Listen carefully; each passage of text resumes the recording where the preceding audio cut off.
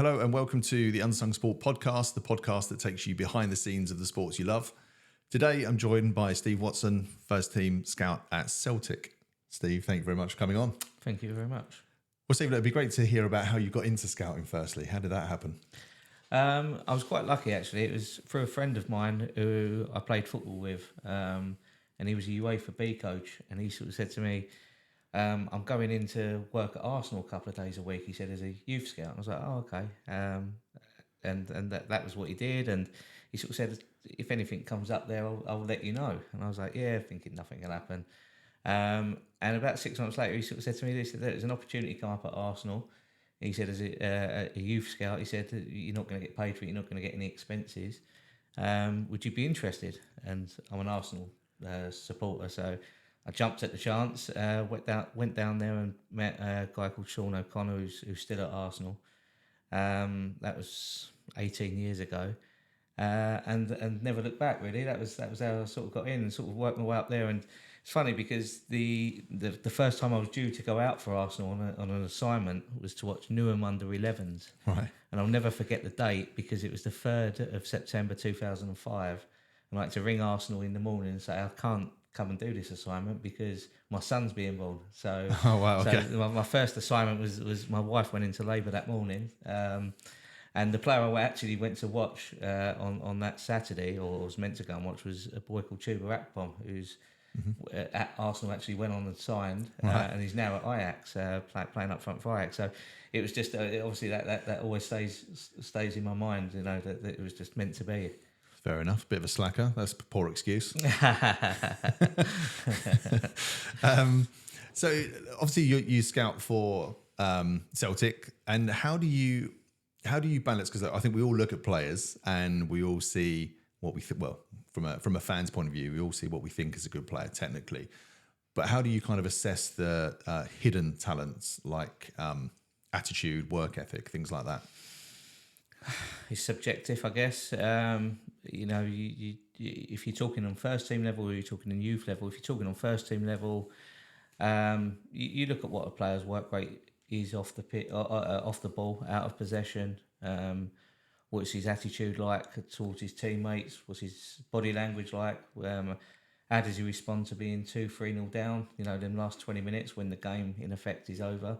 You know, what's his body language like? Is he still trying? Is he still taking responsibility for actions? You know, that gives you an idea of character and personality.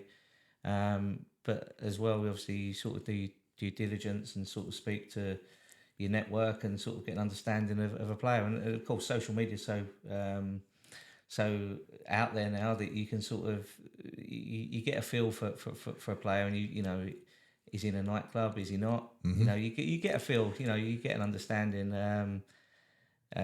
through that. Really, is through his character on the pitch. That's quite interesting because I think that the perception of a scout is that you're sitting in the stands on a rainy day with a notepad. But what's the reality like? Yeah, I think that was the case once. I think that was traditional as our generation would see that as a scout, but. You know, football's been going 150 years now. It's really been the last 10 years that the game has changed massively, and statistical analysis is now a huge part of football. And so we use a lot of statistical analysis in football now across all clubs. So it's not so much sort of the traditional scouting of just attending a game, hoping to see a player, which is how it was. Now there's not a lot of analysis that goes into it before you even attend a live game. Yeah, I mean, I'm a big kind of geek in terms of games like Football Manager. When you're looking at a player and you have all those attributes, is that similar to like a player's profile when you're looking, or is that just nothing like real life?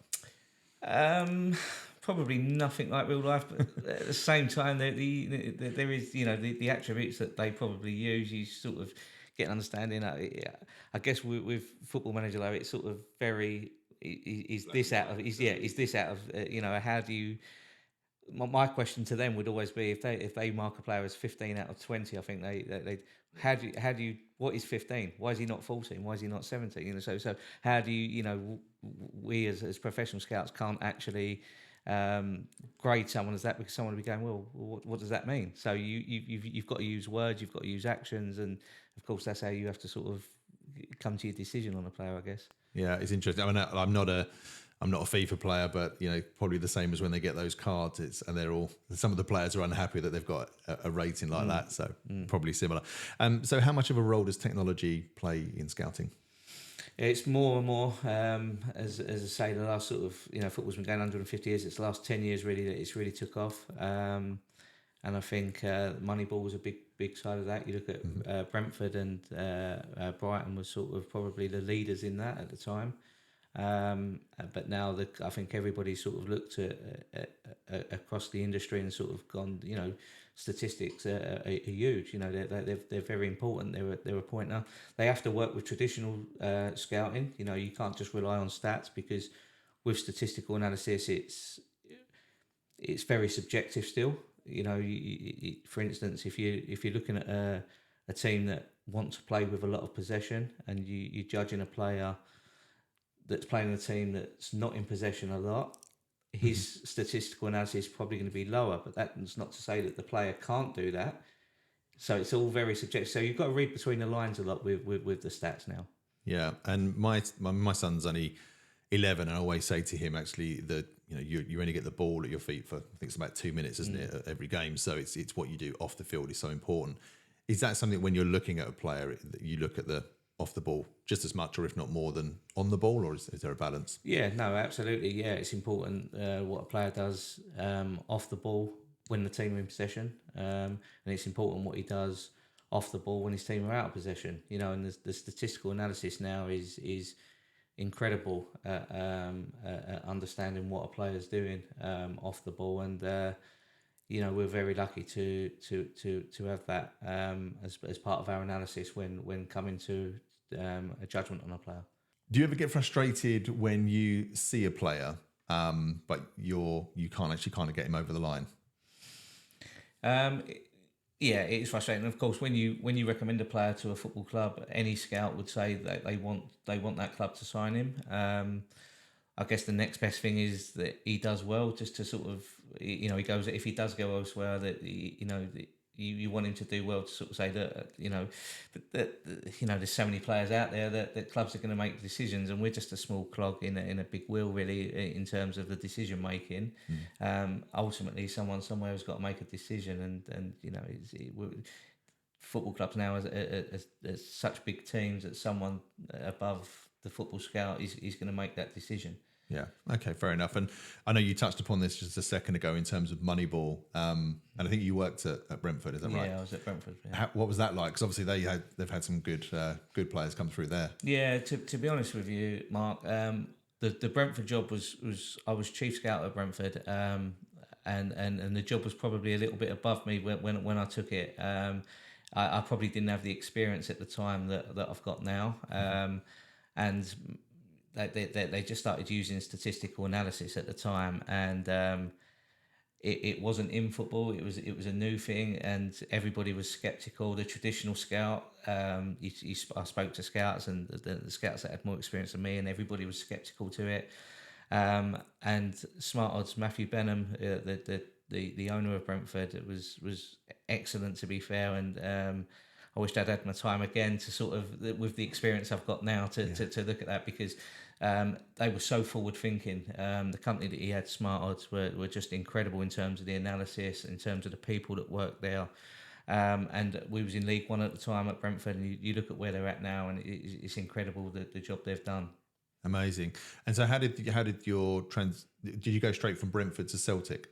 No, from Brentford, I was out of work for I think about 6 months, and I was lucky enough to know Paul Mitchell quite well, who'd just left Southampton to go to Tottenham, and I was lucky enough to work for Mitch at Tottenham. Oh, okay. Yeah. How was that as an Arsenal fan?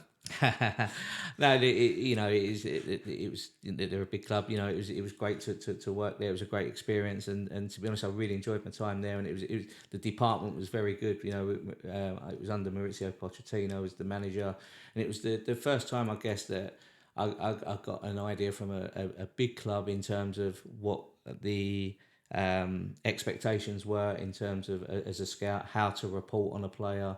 I learned so much there, and I look back with nothing but good memories really that from when I was there. Amazing. And I know you were. You said that I think Brentford were in League One when you were there. Yeah. What's the difference between scouting League One in terms of the things you have access to compared to like a huge club like Tottenham? I hate saying that, but a big club like Tottenham. It's not so much what you've got access to. It's just that obviously you're looking at a different level of player. You know, a department, a recruitment department can be big or be right. Sorry, in terms of the structure that they've got there.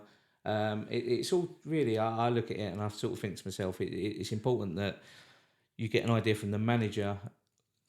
What sort of player he's looking for. So, you know, if you've got that in a League One club and you can go out and recommend players, that's more important than sort of what a big club has got, but not have an understanding of what the manager wants. You know, sometimes, you know, if you're recommending a player, say, I'll take a right back, for instance, that he's not comfortable crossing the halfway line, but your team are in possession a lot, is not going to work. So it's important to get an idea of what the manager wants. You know what the expectations of the club, and then you can work from there. And if everybody's singing off the same hymn sheet, you know it's easier.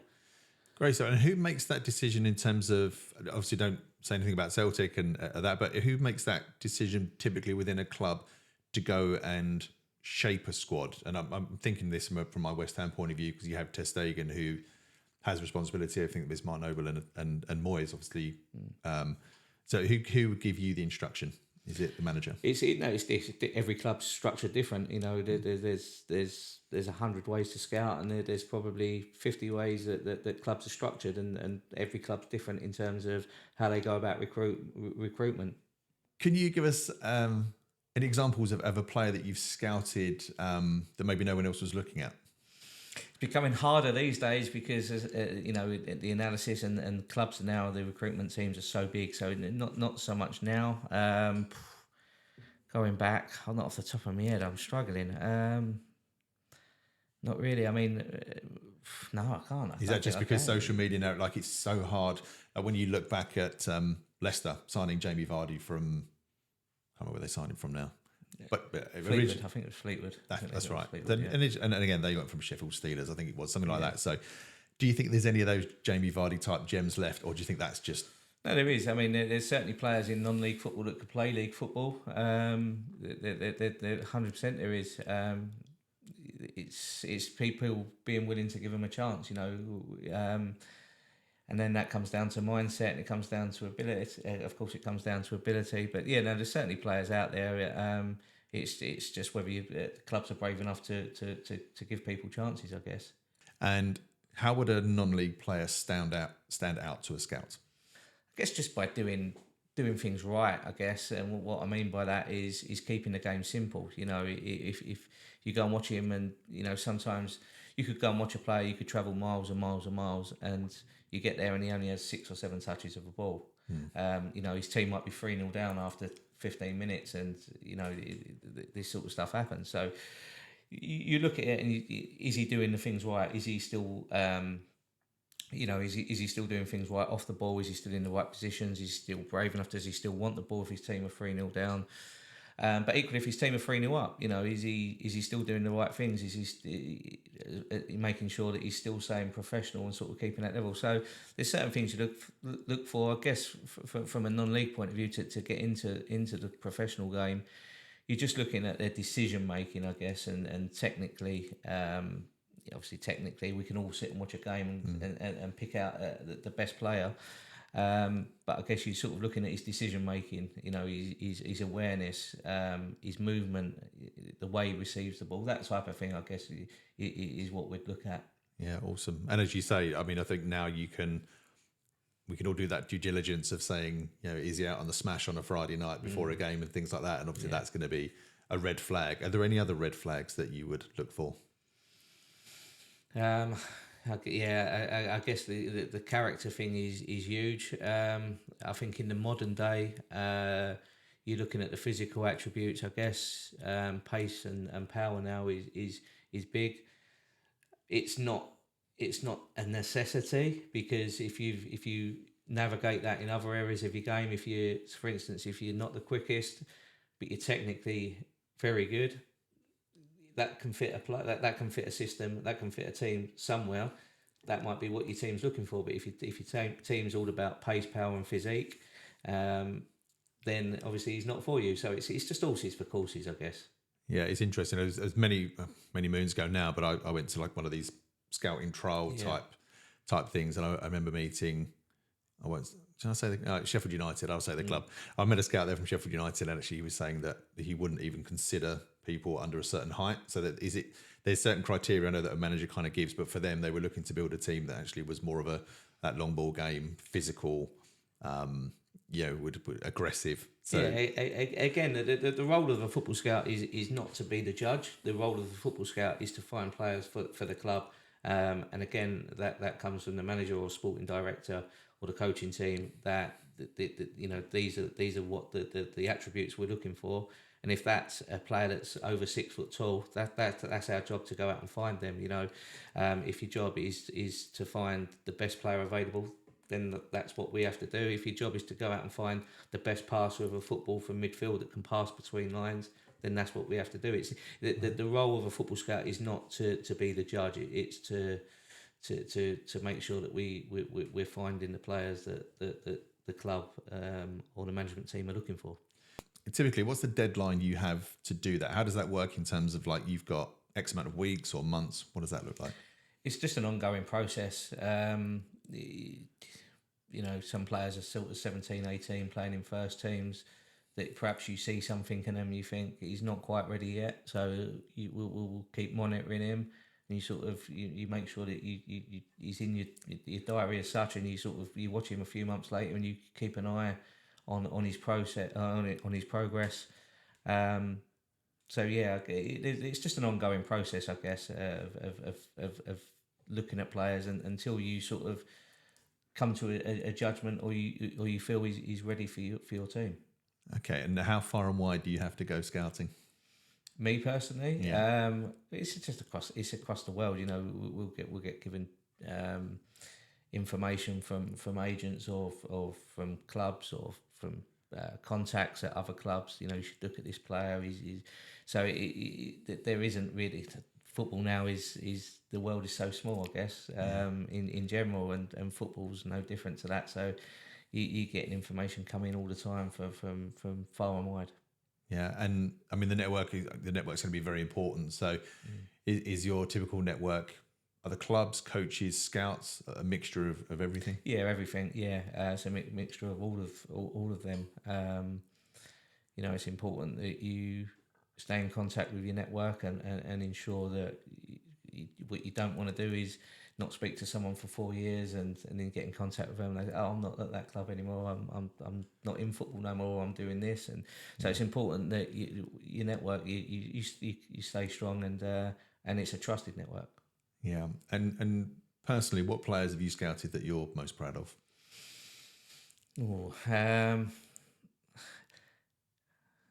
Matt O'Reilly, I did quite a lot of work with Matt,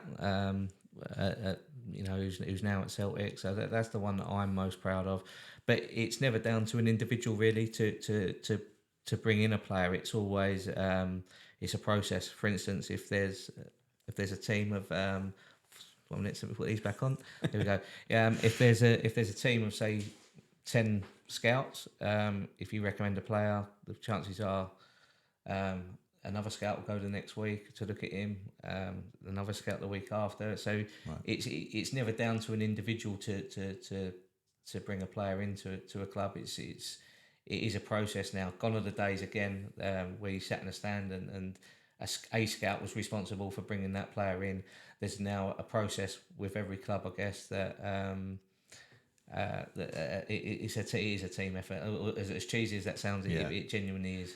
Yeah, and with a club like Celtic or any Champions League club or top level club as Celtic is, there's millions of pounds involved. So if you see somebody, and touching upon what you just said there in terms of having multiple scouts? Is it a case of like you might see them and then is it second opinions, third opinions? Is that kind of what it's like?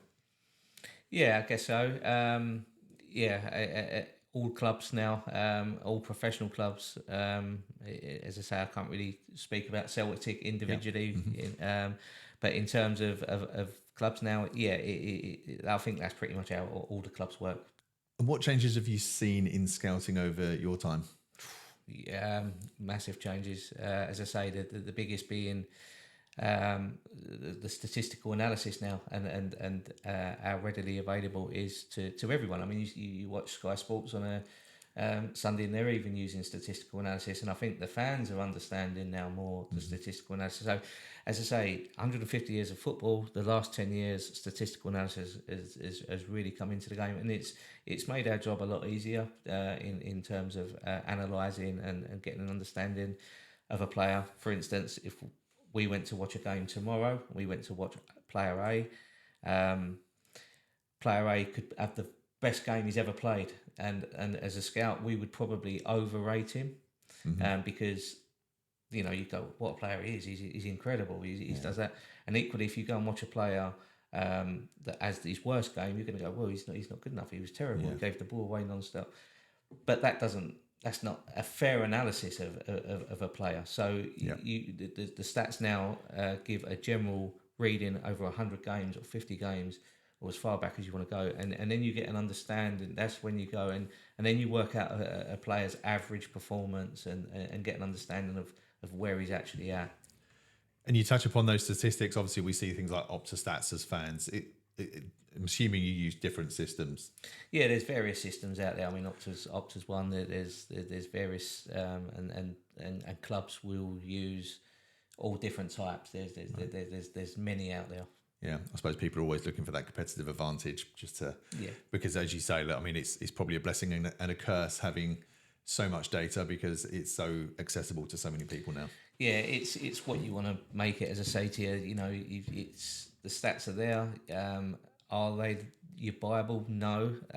You've just got to use them in the right context, and at the same time, your scouting eyes is got to be your main judge. The statistics are there, and you've got to question the statistics. Sometimes the stats will say something, and you go, "No, I don't see that. I think this," and and there's a trade-off there. You've got to then question that, or do you question yourself? Am I right? Am I seeing the right thing? So it's then coming to an understanding of maybe you sort of sometimes you put it into the team. What do you think here? Because I'm seeing the stats are saying this, but I'm seeing that, and you've got to trust. Ultimately, you've got to trust your eye, but respect and understand the stats as well. Yeah, and touching what you said earlier, that experience, I guess that becomes easier the more experienced you get. Yeah, you become confident over the years of you've seen players, and I've seen a player like him before, and but whilst all the players are obviously individuals and different circumstances, but yeah, you get a feel for a player, and sometimes a player. I mean, for instance, you look at Chelsea at one point; they had Mo Salah and Kevin De Bruyne there, and somebody said sign them, and they've signed them, and they've not done well, and people have gone, these two players they're not good enough for Chelsea, so they've got rid of them. But that doesn't mean the scout was wrong. It just means it's timing is everything in football. Yeah, that's true. And how much pressure are you under as a football scout to get things right? Yeah, it's probably no different to any job in football. Any job, you under pressure. Your professional pride wants to get it right. You don't ever want to be wrong on a player. Is that realistic? No. It's just more important that you're right more often than you are wrong. And you use context with players. It's more important. It's important that you question what you see. And you see a player's faults. For instance, if you're really keen on a player, it's important that you see his flaws as well. You can't just keep pushing his good attributes. It's important that you use context and you take the emotion out of it, and you give a fair reflection of where a player's at. Yeah. And what's the hardest position to scout for? I think forwards are always, because the goals is the hardest thing to do, I guess. So that's probably the hardest position. Goalkeeper is, because I think it's a specialised position. Goalkeeping is an hard one to judge. But I always think forwards. They're probably the hardest, because you want to get that right, because one strikers always cost more money than any other position on a football pitch, and you're aware of that. And then you sort of looking at players, and you're looking at a level that you go, can they step up? Can they play this level? I think that's the hardest position, the forward, for that reason. And how important are networks and relationships in scouting? Vital. They're everything. It's important that you, as I said earlier, you've got to liaise with these people all the time, whether that's coaches, other scouts, agents. And you use what you can. Social media, sometimes you can use social media as a network and understanding of players that are coming through. There's a lot of on Twitter now. There's a lot of youth scouts that are putting through players that you've not heard of, you're unaware of, and you use that you use anything you can as a scout to use as a network. So, what challenges have you faced when scouting from other countries? I guess the level, depends what country you're looking at, but you look at some of the countries, and you look at the level of a player that's playing for a team, and you try and compare that and use context again. Context is everything. How's he going to travel? For instance, is there a family that's going to come with him? Is he a single guy? How do people generally travel from that country? How do they settle in Britain? So they're the sort of things you look at. But the biggest thing is you look at, and again we touch on stats. You look at the stats for a player that's playing in a country that's perhaps not as well developed, or is not a footballing country as we say. Yeah.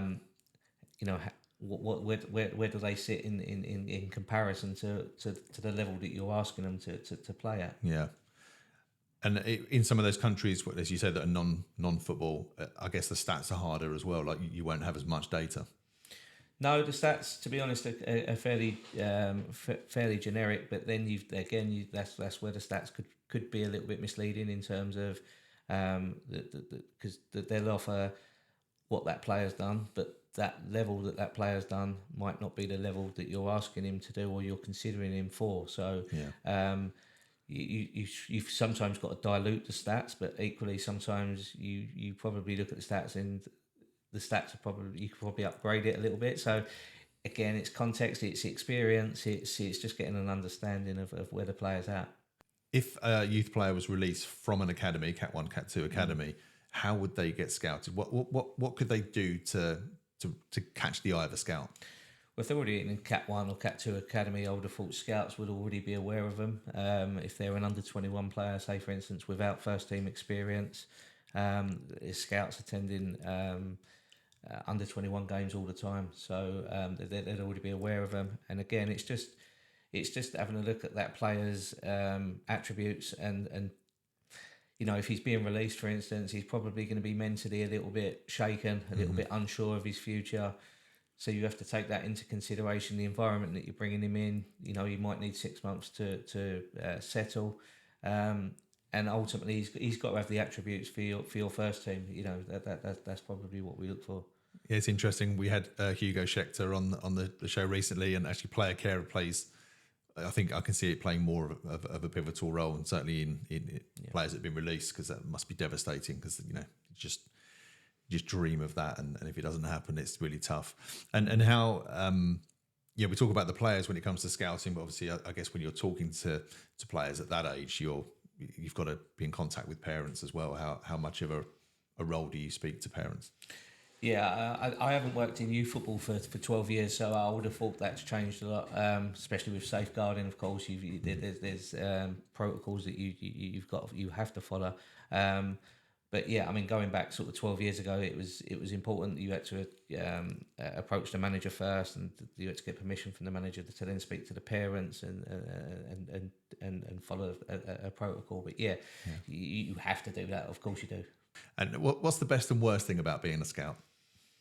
Yeah, I think the best thing for me is when a team signs a player that you're keen on, that you've got between your teeth, and you've been pushing him for months, and the club get that over the line. That has to be the best. The worst, I guess, the other side of it is when a player goes elsewhere, and like I said to you earlier, you want him to then do well, to sort of say, that he was good enough. This my recommendation was. Sometimes the clubs know that the player was good enough, but that they had better targets, or it wasn't financially viable. But it's just part and parcel of football. You recommending players, and it doesn't always happen. There could be 100 reasons for that. It's just part and parcel of football. It's disappointing. It's frustrating, but that's football. You move on to the next one. So how do you see scouting changing over the next 5 to 10 years? I think with statistical analysis, it's here to stay, and that's a good thing. I think the scouts are now getting more used to it. Analysts are coming into the game a lot more now. There's so much more analysis, and I think that the more analysis there is, will micromanage that analysis as well, and the stats will become more prevalent, and we'll just keep going with that side of it. But as I say, it's just as important that we keep we use our eye as our first scouting tool. Yeah, and one more question, actually, just in terms of how scouts fit into the whole kind of internal football ecosystem, because I'd imagine there's a lot of interaction with obviously the recruitment team, the coaches, managers. How does that fit in with the club? Again, I mean, clubs will have their own structure. It works dozens of different ways. It's important that there's a clear path, and a clear understanding of what's expected of the scout, of what's expected of a player that you're recommending, and you understand that it's no point recommending a player that's way out of your budget. We can all sort of sit and watch it and say Kevin De Bruyne is a good player, but is it realistic for your club? So it's important that you get an understanding of the whole package, I guess, of the players that you're looking, that the club want you to recommend. Brilliant, Steve. I think I've learned a lot, and really appreciate you sharing that. And so thank you for coming on the show and being an unsung hero of sport. You're welcome. Thank you very much. Thanks, mate. Thanks.